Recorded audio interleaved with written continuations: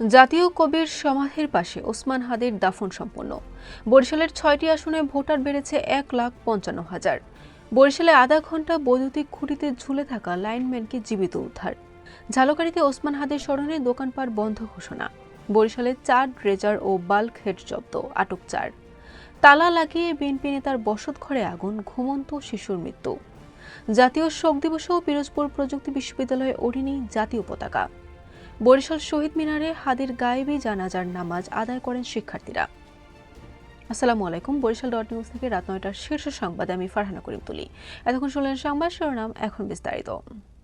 ২০২৪ সালের গণ অভ্যুত্থানের অন্যতম নেতা শরীফ ওসমান হাদিকে ঢাকা বিশ্ববিদ্যালয়ের কেন্দ্রীয় মসজিদ সংলগ্ন জাতীয় কবি কাজী নজরুল ইসলামের সমাধির পাশে দাফন করা হয়েছে। এর আগে জাতীয় সংসদ ভবনের সামনে মানিক মিয়া এভিনিউয়ে হাদির জানাজা অনুষ্ঠিত হয়। আসন্ন ত্রয়োদশ জাতীয় সংসদ নির্বাচনকে সামনে রেখে বরিশালের ৬টি আসনে ভোটার বেড়েছে ১,৫৫,০০০ জন।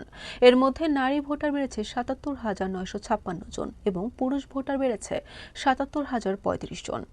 মেরামত কাজ করতে গিয়ে বিদ্যুৎস্পৃষ্ট হয়ে টানা আধা ঘন্টা বৈদ্যুতিক খুঁটির সঙ্গে ঝুলেছিলেন একজন লাইনম্যান। পরে ফায়ার সার্ভিস সদস্যরা তাকে জীবিত অবস্থায় উদ্ধার করে। বরিশাল নগরীর বগুড়া রোড মুন্সিগেরাজ এলাকায় এই দুর্ঘটনাটি ঘটে। ইনকিলাব মঞ্চের মুখপাত্র শরীফ ওসমান হাদির স্মরণে নিজ জন্মভূমি ঝালকাঠির নলসিটিতে সব দোকান বন্ধ করার ঘোষণা দেওয়া হয়েছে। শনিবার দুপুর ২টা থেকে সন্ধ্যা ৬টা পর্যন্ত এসব দোকানপাট বন্ধ থাকে। এদিকে ওসমান হাদির মরদেহ নলসিটিতে না আনায় দুঃখ প্রকাশ করেছেন এলাকাবাসী। বরিশাল সদর উপজেলার গিলাতলী এলাকায় অবৈধভাবে মাটি ও বালু উত্তোলনের বিরুদ্ধে অভিযান চালিয়ে একটি ড্রেজার ও ২টি বাল্ক হেড জব্দ করেছে প্রশাসন। শুক্রবার রাত ১০:৩০টায় এই অভিযান পরিচালনা করেন বরিশাল সদর উপজেলার সহকারী কমিশনার আজহারুল ইসলাম।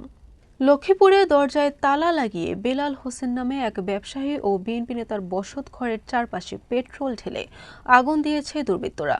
এতে আগুনে পুড়ে ঘুমন্ত শিশু আয়েশা আক্তার দগ্ধ হয়ে মারা গেছে। জাতীয় শোক দিবসের মতো একটি গুরুত্বপূর্ণ রাষ্ট্রীয় দিনেও পিরোজপুর বিজ্ঞান ও প্রযুক্তি বিশ্ববিদ্যালয়ে জাতীয় পতাকা উত্তোলন না করার ঘটনায় তীব্র বিতর্ক ও ক্ষোভের সৃষ্টি হয়েছে। প্রশাসনের পক্ষ থেকে একে ভুল বলে ব্যাখ্যা দেওয়া হলেও স্থানীয়দের মধ্যে তৈরি হয়েছে ভিন্ন সন্দেহ ও গভীর প্রশ্ন। ইনকিলাব মঞ্চের মুখপাত্র শহীদ শরীফ ওসমান হাদির গায়েবী জানাজার নামাজ আদায় করেন বরিশালের শিক্ষার্থীরা। বরিশাল কেন্দ্রীয় শহীদ মিনারে বিকেলে এই জানাজার নামাজ অনুষ্ঠিত হয়। বরিশাল নিউজ।